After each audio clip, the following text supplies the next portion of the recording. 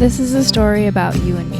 Our parents, our friends, our grandparents, our cousins, our padrinos, our brothers, our sisters, our past, our present, our future. This is a Mexican family story.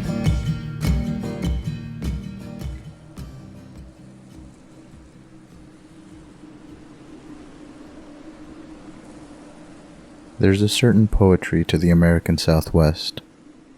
Something about the way the land stretches endlessly, how the sky feels just a little bigger out there.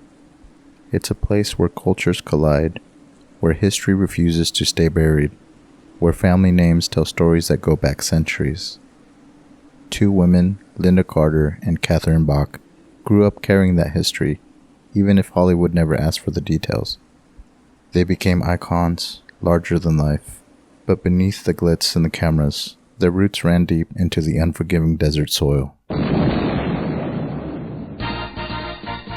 Lynda Carter, the woman who would become Wonder Woman, was born in Phoenix, Arizona.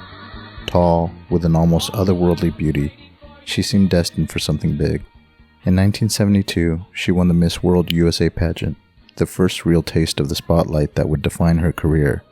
But long before the sequined gowns and the crown, her family had been making their way through the Southwest for generations.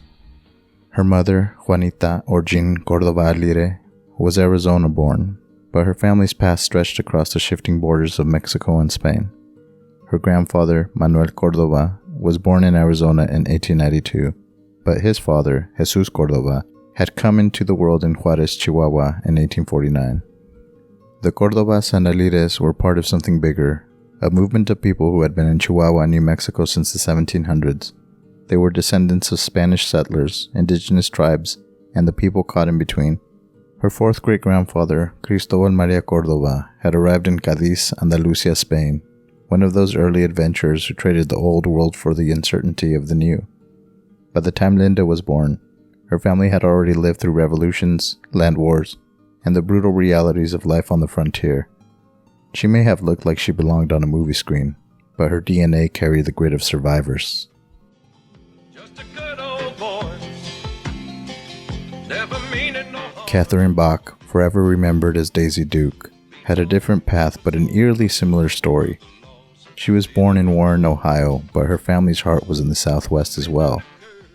Her mother, Norma Jean Verdugo, was born just 11 miles from the Mexican border in a small mountain town named Bisbee, Arizona in 1930. The illegal kidnapping and deportation of 1,300 striking mine workers and their supporters, known as the Bisbee deportations of 1917, occurred just 13 years before Norma Jean's birth. Catherine's grandfather, Antonio Verdugo Lopez, was also born in Arizona in 1897, but the family's roots were further south. Her great-grandfather, Luis Verdugo, was born in San Javier, Sonora in 1866, in a land that was wild, dangerous, and ruled by those tough enough to survive it. And the same goes for most branches of her family tree going back to at least the 1700s.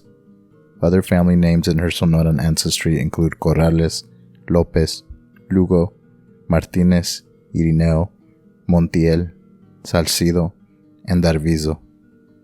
The Verdugos were part of that same Spanish-Mexican story, people who had lived and died in the borderlands long before the border existed. They were ranchers, laborers, and fighters, moving through history with the same quiet determination that defined so many Mexican-American families.